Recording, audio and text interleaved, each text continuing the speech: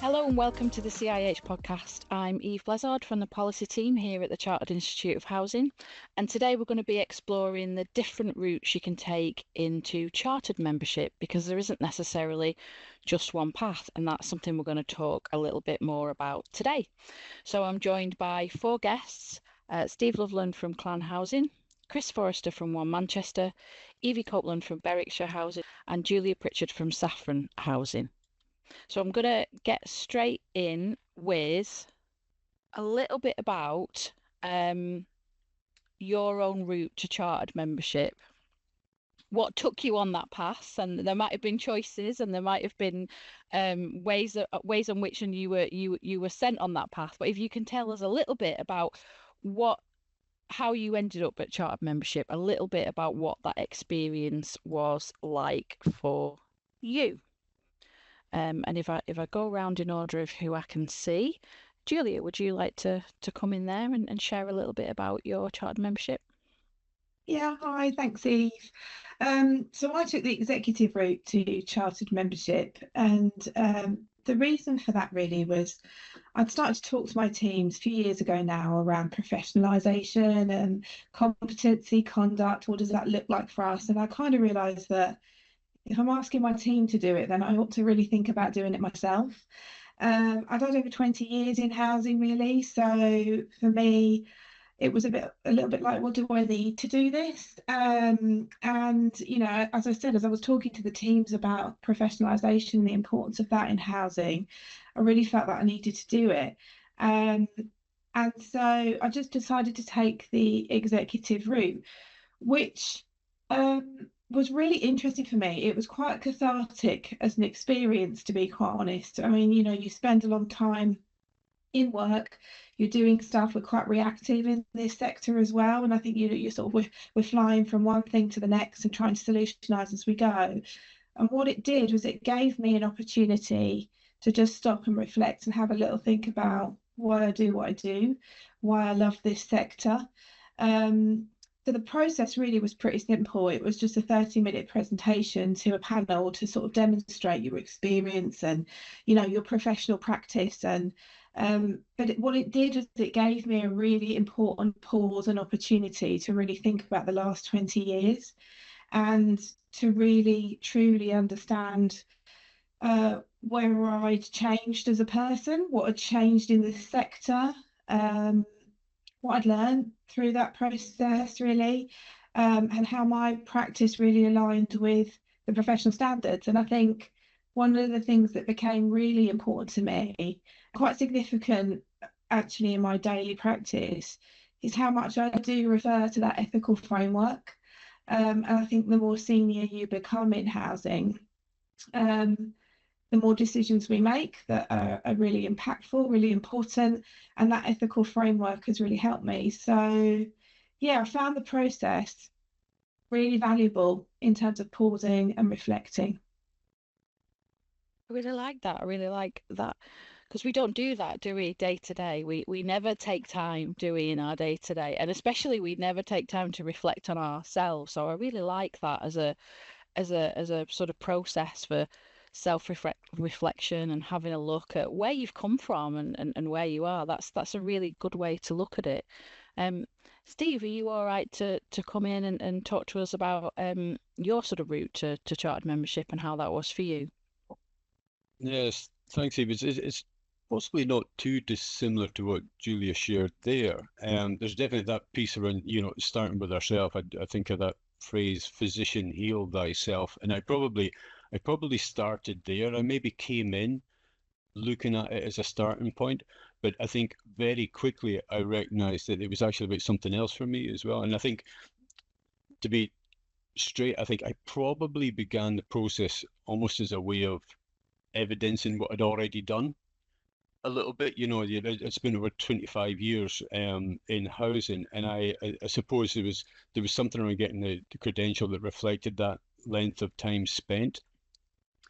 But and I don't think that's an unreasonable starting point to come in at, but I think very quickly into the process, I I kind of think that I'm almost going about it the wrong way, and it was the process that solved that for me, because I realized that it wasn't so much an evidence in exercise. That's not what it's about.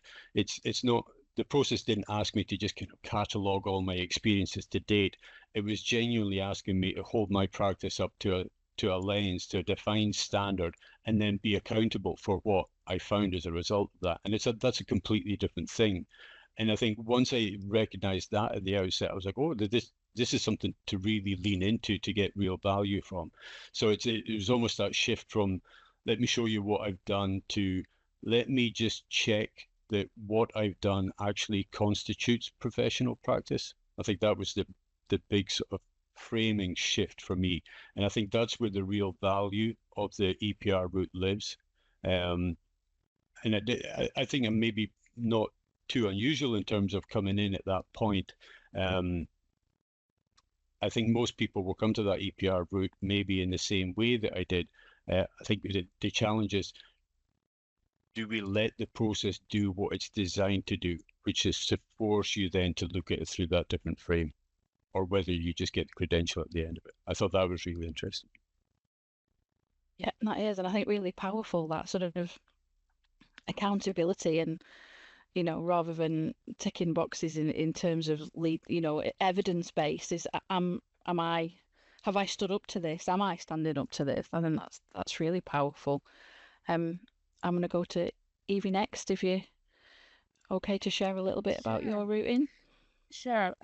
So I kind of a combination of both of what we've heard already, but I'd spent 10 years in house, and only a small amount of that at the time was in frontline services.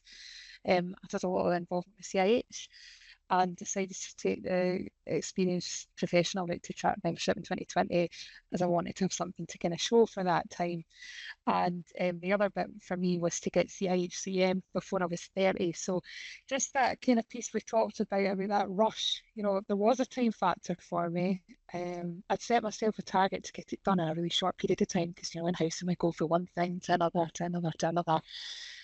But just as Steve said there, the experienced professional route was a real opportunity to reflect on all I'd done today, and to stand up to something, to really subscribe to something, and align myself to something better than I had been previously. And it was a chance to turn I've only done to look at what has been done in that time, look at the practice and the experience I have gained. So for me, it was, as we've already talked about, a real opportunity to kind of bring all of that experience and those different things that happen each and every day in the house and together into something that was a springboard, I guess, to move forward from. I love that you set the clock ticking. That's absolutely that resonates with me as well. But sometimes if you don't, you do that thing, don't you, where you go, no, next year, and it goes on and on. So there might be something there for some listeners listening back to this, that set your clock ticking and get your eye on the prize. And then we'll come to Chris, if you can share a little bit about your route into membership and what that was like for you. There's a lot of things there that the other guys have said that I reflect on, especially what Evie just mentioned about CIH-CM before 30, because that was also my goal. So I've achieved that, which I'm happy with. I did achieve that when I did this. I think the big part of it for me was reflecting. I think in some sectors, and obviously, hopefully, in housing, it's coming much more into the fore now, qualifications and how holding yourself to those standards. But in other I've worked in housing 10 years at the point of starting this, and I really wanted to reflect on what I'd done, get that professional membership, because I think that is important. It's not just a tick box, it's important to have that. And I think even for your own confidence, to think that this body has said that I'm working at this standard, it does give you a certain confidence in your job. And I think this route particularly was good for me because it was good to reflect. I really enjoyed, it sounds crazy to say this, but I enjoyed doing the essay because you get plenty of time to do it, and you can keep chipping in at it and adding things to it, and to reflect, but also look forward, because a big part of this isn't just what you've done already, it's what you're going to do or what you're going to put in place, which I think was really interesting. And just going back to the essay, to get a bit of sympathy as well, the organization I worked at the time, won't mention it, but they had a bit of a cyber issue. And I stupidly saved the essay locally to my laptop, and I'd almost finished it, and I lost most of it. I luckily emailed a previous copy to myself, so I had about 200 words, but that was it. So maybe that's a lesson to back it up. But it was good. I reflected twice, I guess, is my point. Brilliant. I think we need to adopt the slogan CIHCM before 30. We need that on t-shirts. You also don't get a we, for discount the before 30, summer? don't you? Well, there you go. Yeah. Yeah. Julie, did you want to come in there? Well, we don't want to adopt that because I was way late if we're going to adopt that CIHCM before 30. Well, yeah, me too. CIHCM before 50 was mine. And I was the wrong side of 50, so yeah. We'll take that one then. We'll do that one. But I think just another thing to add really is that I did the executive route, obviously, and it did recognise, I think, in my thinking really that accumulated experience and the professional practice. But last year I then went on to do the level 5, and I think probably important just to share that because for me it was different. For me, that level 5 was about formalising and testing my knowledge in a really different way. And it, I guess, just reinforces the point, just listening to everybody's stories here, that there isn't one right route for professional development, and actually that curiosity and that showcasing to others as well in the sector that, we're committed to continuing our professional development in whatever way meets our needs, but continues to challenge us and help us to think differently and really invest ourselves in that is just an important point. Yeah, and I think I just kind of picking up on what Chris said, I think sometimes you think you're doing it kind of for others to have confidence in you, but then the value of that, like you were saying, Chris, that self-confidence that it then gives you as well, like taking stock a little bit. I really like the idea of that. Evie, did you want to come in there? Yeah, I totally agree to you that chartered membership was the spark to doing more. And after I got the CIHCM qualification, I started at Glasgow Uni to do the Housing Studies postgrad after that, and then on Stirling to complete the Masters. So it put kind of professional standards and practice at the front of my mind in terms of the big and the small things and everything that we do. And that's from sharing events with my team and others and encouraging people to take part in things, to doing the rounds after conferences to make sure everybody's got their CPD hours logged on their CIH account, because every little helps at the end of the day. But I think there's the self piece, and then, as you say, the what it means for everybody else. And I think to be an effective leader and role model to other people as well is a really important part of the puzzle for me. I really like that as well from both of you, that like you can think a little bit of almost like it being like an achievement at like the end of something, but that you saw it as, no, it's like a springboard to something else, to more, and taking that into more sort of professional development.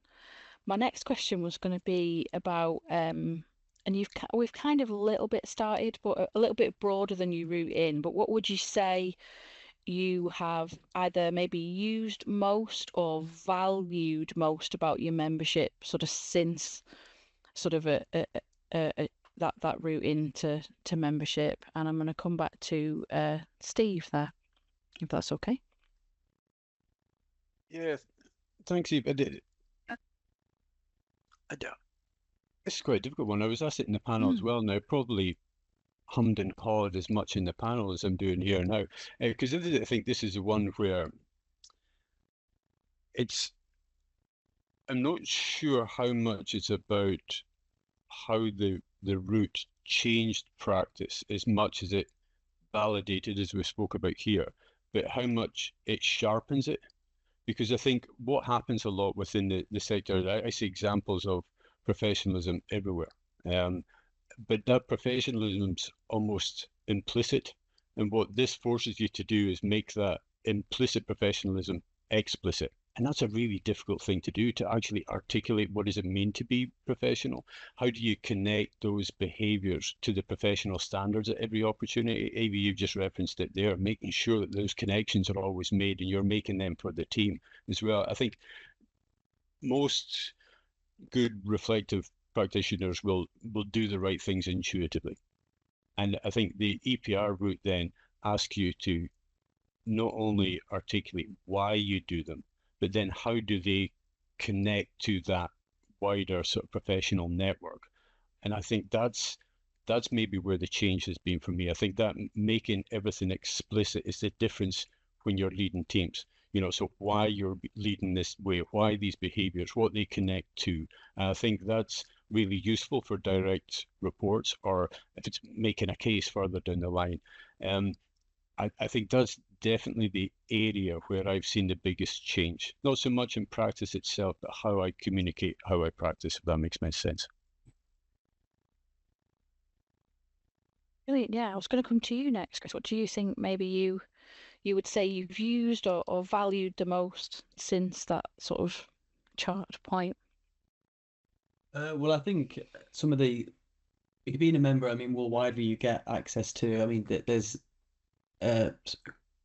some knowledge resources on the website, but also I quite like the regular newsletters we get through. I think they're quite useful. There's things that are going on in the sector, or policy changes, legislation changes. And then probably one that I was going to mention that I've not tapped into yet, but I want to tap into is like the mentoring side of things. I think that would be quite useful for me.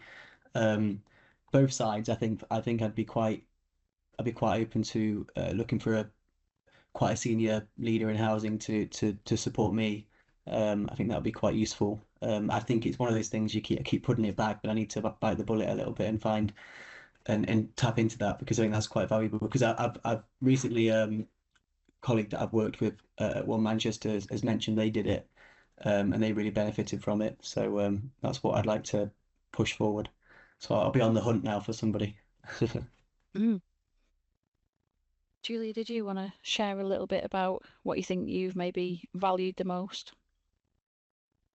Was on from what Chris has said to some degree. It's that professional network, to be honest.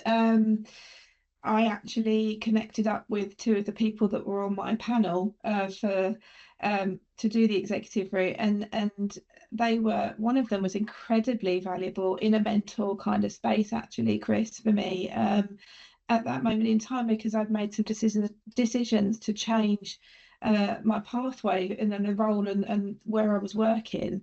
And they became incredibly important to me at that time. And I think those connections that you then broaden as a result, you meet people at different events, you connect up through CIH webinars, etc.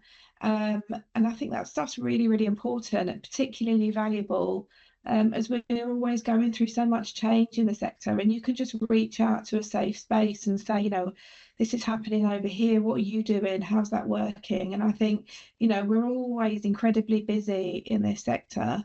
Easy to just sort of spend your time dealing with today's problem, but actually the CIH membership helps you lift your head up sometimes, reconnect in a different way with people and with others. And I think that mentoring is incredibly powerful, Chris. Reverse mentoring too for people. It's incredibly powerful to just stay curious, and this CIH network gives you that opportunity.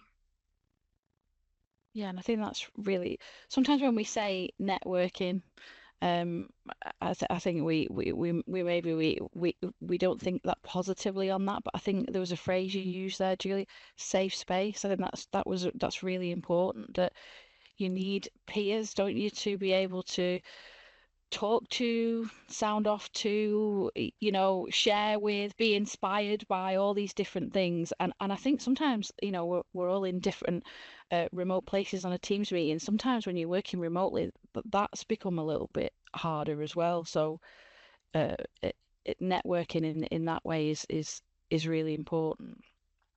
Now, I do have a question here that I think we've kind of covered some a little bit, but I'm going to ask it just in case you feel that you've missed anything.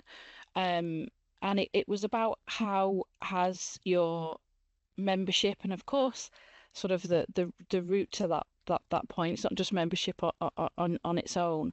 How do you feel that maybe that has shaped your day-to-day practice and supported your professional development, especially around some of those CPD goals? And I know we've kind of talked a little bit about this, but it was just just to hone in on that side of it. And I'll come back to Evie on that if that's okay. Sure. I mean, I think like we can't underestimate the power of the network.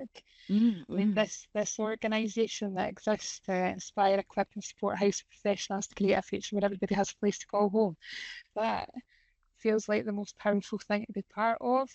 I mean, for me, I've spent the last decade volunteering with CIH. I feel really passionately that my membership is the most essential tool for work for me and for my teams.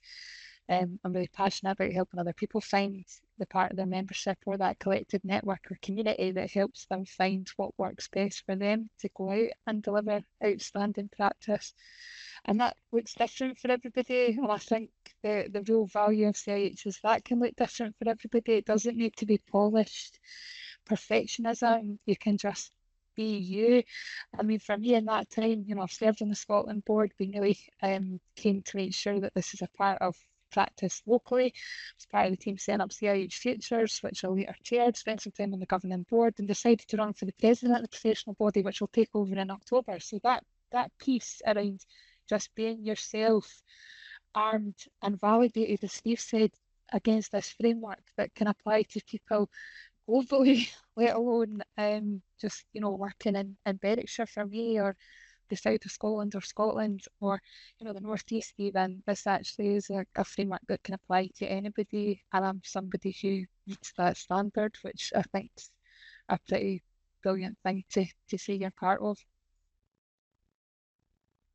Chris, did you want to come in there and share a little bit more on Yeah, that of for course. you? Yeah.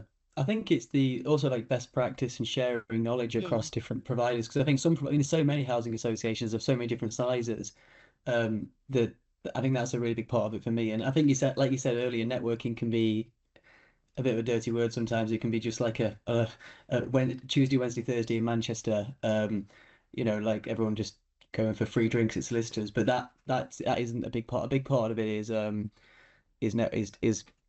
best practice side, and seeing what people do. And I think that's why I've stuck in the sector, and I'm staying in the sector, because I do like, in my particular area is sort of home ownership and leasehold management. There is, a very comparable private sector side to that, but it's nothing to do. It's really not where I want to go. So I think that I like working with like-minded people, and I think that really helps. And I think after you made a point earlier, Eve, about the like people working from home and things. And I think after COVID, I remember walking down Market Street in Manchester that when it opened up again, and I'm quite an outgoing person, but I felt a bit like overwhelmed because I was around people so much, and I think that there probably is a bit of work to get people see. I think, I mean, maybe people sometimes think it's a bit old-fashioned, but I think sometimes as a sector we work from home, or we a bit too isolated. Maybe we could be a bit more balanced, and maybe things like this brings people out and wants to sort of, I think this is probably a good thing to help support that and get people out of the spare bedrooms a little bit more. Yeah, and I think maybe the term networking, like you say, I think it's been hijacked. I think here we're more talking about a support network, aren't we? Like a professional support network. Yeah, when you do say networking, it does conjure up, doesn't it, images of sipping something cold and fizzy. Not that happens on a regular basis up here in this spare bedroom in Chorley, it has to be said. But it is that support network, isn't it? Yeah. Steve, did you want to come in a little bit there about anything that it's sort of supported with your professional development that you hadn't added?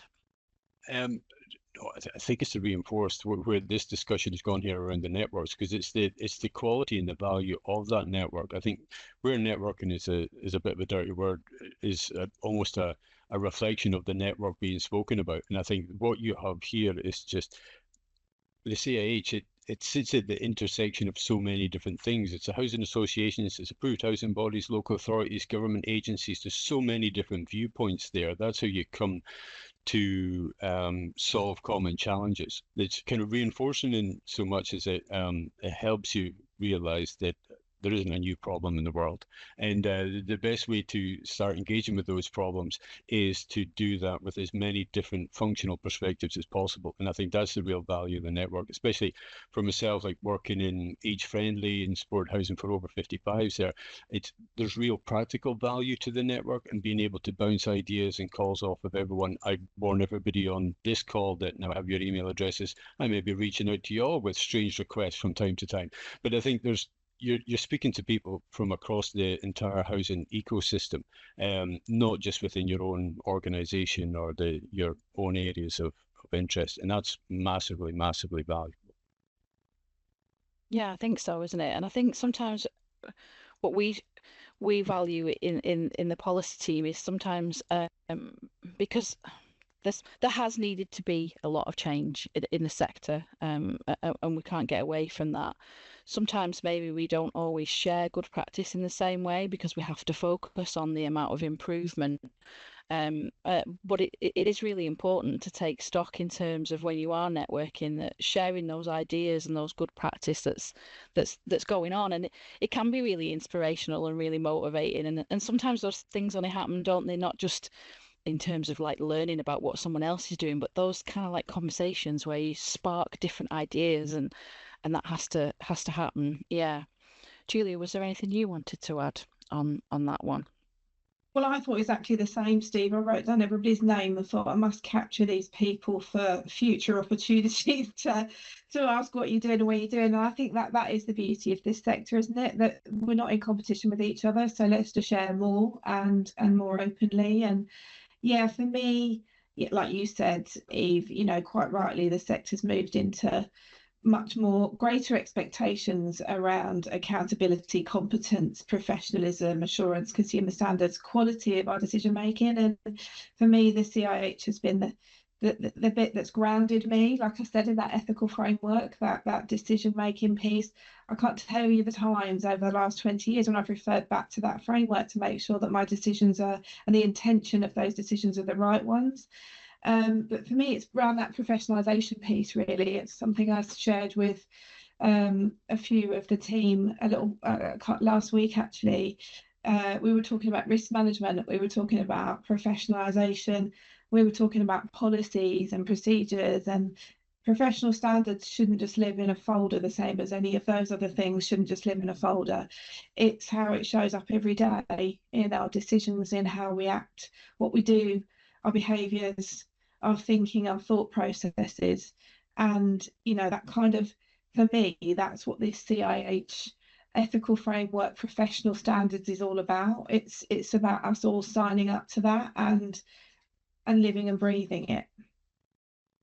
Yeah, then that's the really important part, isn't it? That rather than sort of just signing up for it, and that being a framework on paper, is then actually living that and becoming that, and checking yourself against that is a great way to look at it.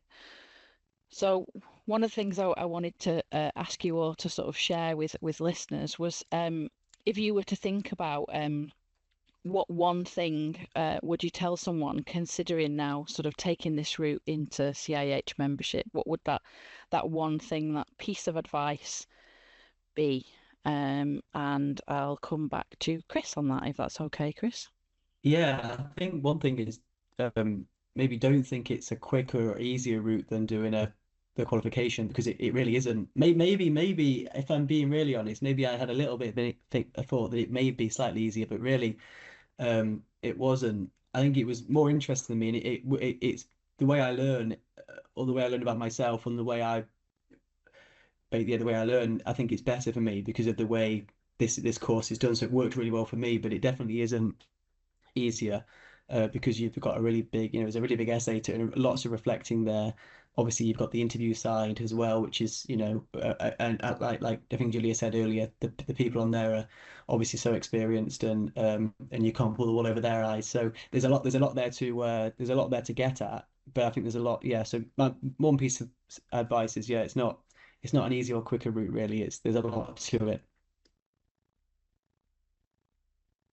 Julia, what would your sort of one piece of advice be in terms of this process? Same as Chris, don't see it as a shortcut. enjoy the process and make the connections. And just from someone who's sat in relatively senior positions for a long time, don't assume because you've got the job title or you've worked in housing for a really long time that you've somehow finished your development. I think the opposite is true, if anything. I really like that, and I really like the sort of ethos of value and enjoy the process rather than just, the end sort of route. Steve, what would you like to bring in as your piece of advice? Yeah, like Chris has absolutely stole my thunder there, because that was going to be mine as well. I think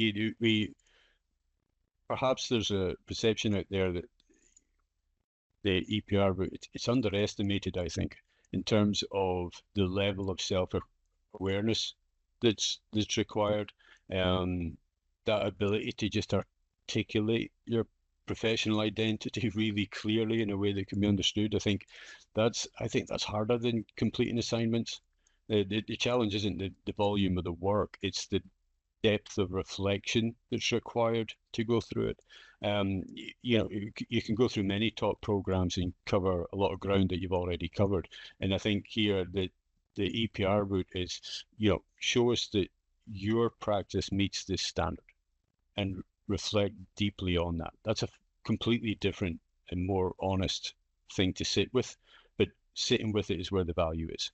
Because again, I think I shared at the outset, I came in almost maybe to to evidence what I've done. And if that's what gets you through the door for the route, absolutely, there's no issue with that. I think that's fine, because the route can handle the starting point. The route will give you the land at some point once you engage with the work and you engage with the process. And that's what you have to be ready for. And don't resist that, because that is where the value is. And there's maybe that kind of question that sits underneath all of my experience in the EPR route was, who does your professionalism actually serve at the end of the day? Not who oversees it and who rewards it and all that, but who do you do it for? Who do you want to demonstrate it to? Who does it actually serve? I think sitting with that question is really, really useful throughout the process. Because I think in housing, we know that has to be the person who's in the home. That ultimately has to be who it is. And if you can hold on to that, if that's the accountability piece that you keep coming back to, then the standards, the CPD, the chartered membership, all of that just becomes purposeful in order to realize that accountability. And I think that's sitting with our questions really helpful throughout the process. Yeah, really powerful. Tough to go last, Stevie, but what do you want to add there as your one piece of advice? I think be prepared. I don't think there's a more powerful position on it than Steve's just shared. But I think be prepared for all that to happen. Be prepared for your war wounds and your scars to be reopened on some of these things, but be prepared to be able to move forward from it around some of the reflective practice that you will do from this. And also, I think, don't be surprised if you want to do something else. Don't be surprised if you want to go back for more. And, what's stopping you, I guess. Fantastic. Well, listeners, if that hasn't whetted your appetite for a route into chartered membership, to immerse yourself in self-reflection and professionalisation and accountability, I don't know what will. Before we wrap up, was there anything that anybody felt that they wanted to add or that we'd missed at all in terms of your experience into membership? No? Well, I will say thank you very much to our guests on today's podcast, and thank you to our listeners for listening. Tune into our next podcast on our website or on our YouTube channel. Thank